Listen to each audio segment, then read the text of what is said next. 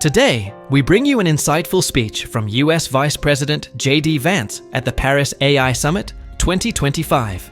As one of the leading voices on technology and economic policy, JD Vance discusses the future of artificial intelligence, its impact on innovation, and the risks of excessive regulation.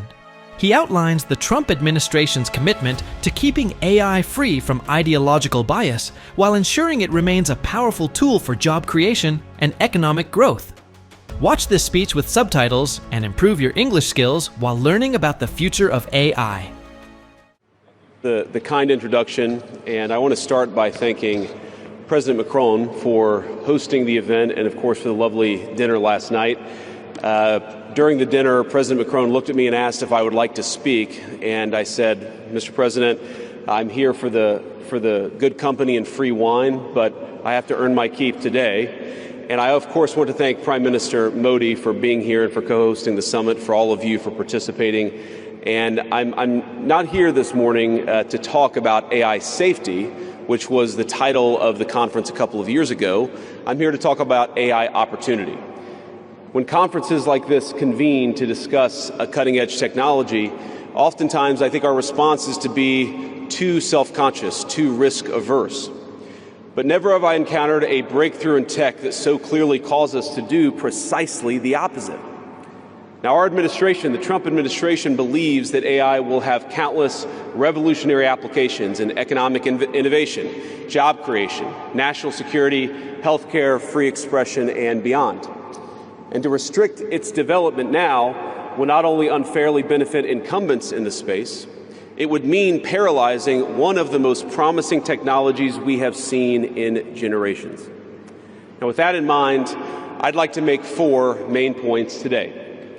Number 1, this administration will ensure that American AI technology continues to be the gold standard worldwide, and we are the partner of choice for others, foreign countries, and certainly businesses as they expand their own use of AI. Number 2, we believe that excessive regulation of the AI sector could kill a transformative industry just as it's taking off, and will make every effort to encourage pro-growth AI policies. And I like to see that deregulatory flavor making its way into a lot of the conversations this conference. Number 3, we feel very strongly that AI must remain free from ideological bias, and that American AI will not be co-opted into a tool for authoritarian censorship. And finally, number 4, the Trump administration will maintain a pro-worker growth path for AI, so it can be a potent tool for job creation in the United States. And I appreciate Prime Minister Modi's point. AI, I really believe, will facilitate and make people more productive. It is not going to replace human beings. It will never replace human beings. And I think too many of the leaders in the AI industry, when they talk about this fear of replacing workers, I think they really miss the point. AI, we believe, is going to make us more productive, more prosperous, and more free. The United States of America is the leader in AI, and our administration plans to keep it that way. The U.S. possesses all components across the full AI stack, including advanced semiconductor design, frontier algorithms, and, of course, transformational applications. Now, the computing power this stack requires is integral to advancing AI technology. And to safeguard America's advantage, the Trump administration will ensure that the most powerful AI systems are built in the U.S. with American-designed and manufactured chips. Now, just because we're the leader doesn't mean we want to or need to go it alone, of course. And let me be emphatic about this point. America wants to partner with all of you.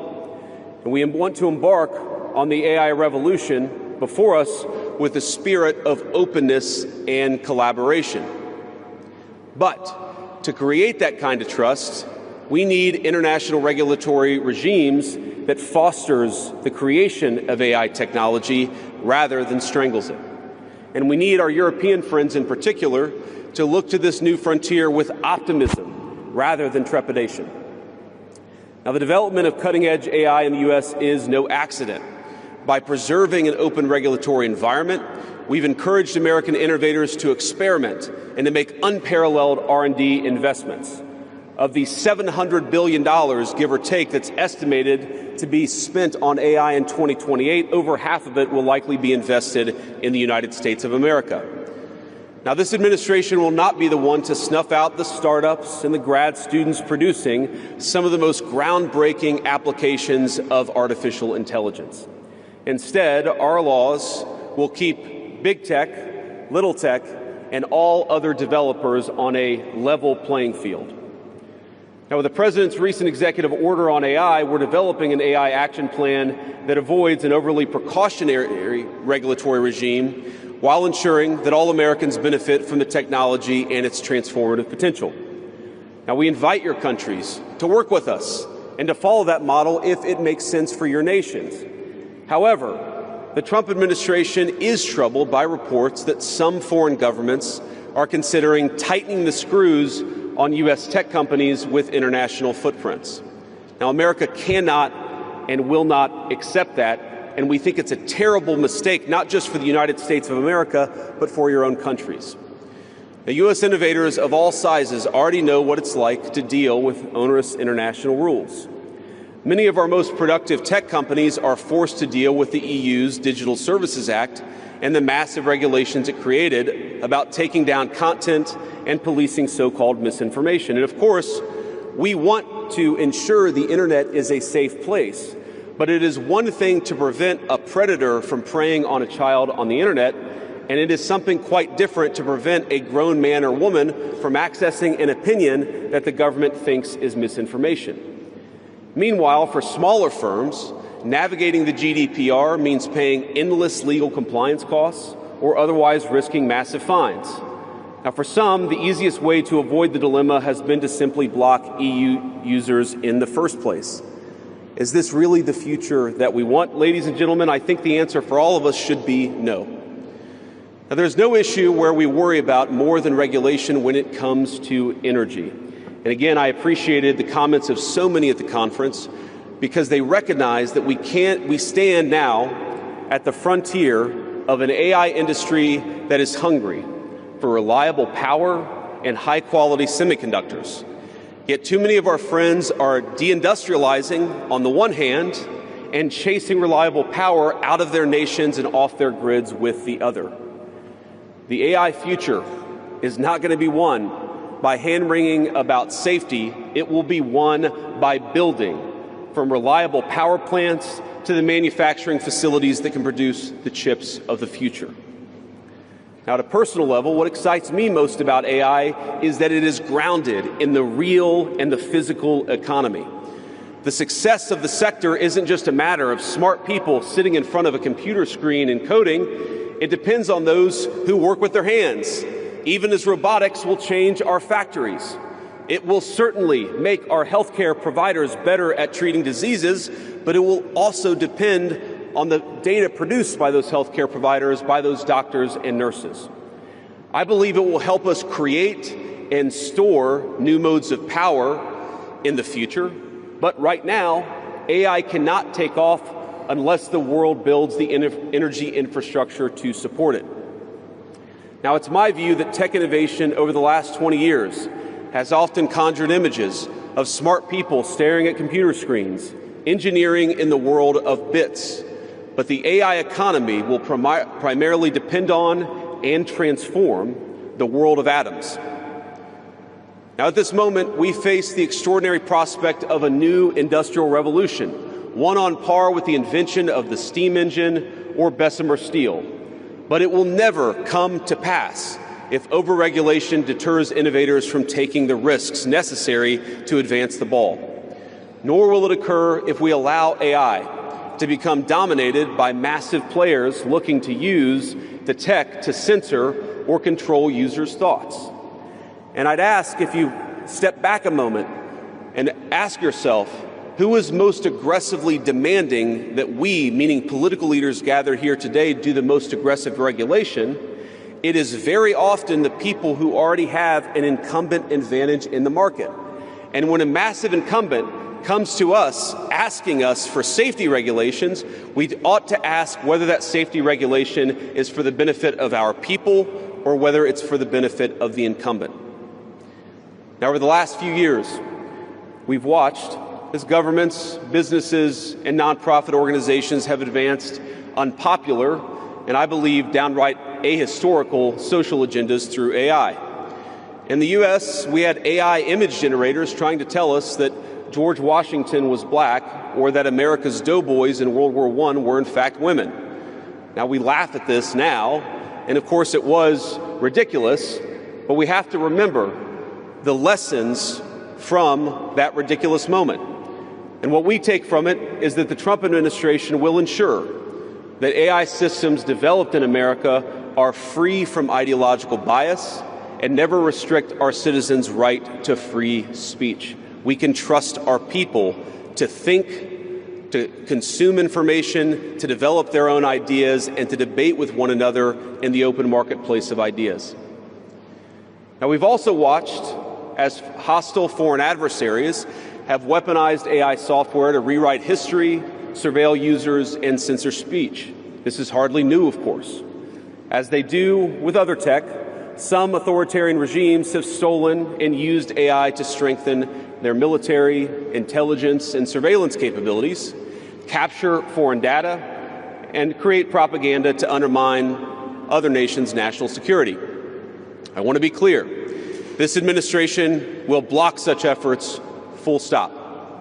We will safeguard American AI and chip technologies from theft and misuse, work with our allies and partners to strengthen and extend these protections, and close pathways to adversaries attaining AI capabilities that threaten all of our people.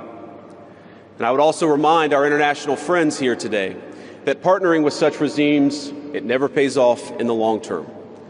From CCTV to 5G equipment, we're all familiar with cheap tech in the marketplace that's been heavily subsidized and exported by authoritarian regimes. But as I know, and I think some of us in this room have learned from experience, partnering with them means chaining your nation to an authoritarian master that seeks to infiltrate, dig in, and seize your information infrastructure. Should a deal seem too good to be true, just remember the old adage that we learned in Silicon Valley: if you aren't paying for the product, you are the product. Finally, this administration wants to be very clear about one last point. We will always center American workers in our AI policy. We refuse to view AI as a purely disruptive technology that will inevitably automate away our labor force. We believe, and we will fight for policies that ensure that AI is going to make our workers more productive, and we expect that they will reap the rewards with higher wages, better benefits, and safer and more prosperous communities. From law to medicine, manufacturing, the most immediate applications of AI almost all involve supplementing, not replacing, the work being done by Americans. Now, combined with this administration's worker-first approach to immigration, we believe that a U.S. labor force prepared to use AI to its fullest extent will instead attract the attention of businesses that have offshored some of these roles. To accomplish this, the administration will make sure that America has the best trained workforce in the world. Our schools will teach students how to manage, how to supervise, and how to interact with AI-enabled tools as they become more and more a part of our everyday lives. And as AI creates new jobs and industries, our government, businesses, and labor organizations have an obligation to work together to empower the workers, not just of the United States, but all over the country, all over the world. To that end, for all major AI policy decisions coming from the federal government, the Trump administration will guarantee American workers a seat at the table, and we're very proud of that. Now, I've taken up enough of your time, so I'd like to close with just a quick story. This is a beautiful country, President Macron, and I know that you're proud of it and should be. And yesterday, as I was touring Les Invalides with General Gravette with my 3 kids, he was kind enough to show me the sword that belonged to America's dearest international friend from our own revolution, of course, the Marquis de Lafayette. He let me hold the sword, but of course he made me put on the white gloves beforehand. And it got me thinking of this country, France, and of course of my own country, and of the beautiful civilization that we have built together with weapons like that saber. Weapons that are dangerous in the wrong hands, but are incredible tools for liberty and prosperity in the right hands. I couldn't help but think of the conference today. If we choose the wrong approach on other things that could be conceived of as dangerous, things like AI, and choose to hold ourselves back, it will alter not only our GDP or the stock market, but the very future of the project that Lafayette and the American founders set off to create. Now, this doesn't mean, of course, that all concerns about safety go out the window, but focus matters. And we must focus now on the opportunity to catch lightning in a bottle, unleash our most brilliant innovators, and use AI to improve the well-being of our nations and their peoples. With great confidence, I can say it is an opportunity that the Trump administration will not squander. And we hope everyone convened here today feels exactly the same. Thank you, and God bless you all. Visit our site, EnglishSpeechChannel.com, for exclusive access to video transcripts, offline audio, English lessons, and private classes. Don't forget to explore our free and new ebooks. Also, subscribe to our weekly newsletter for the latest updates. Links in the description below. Thanks for your support.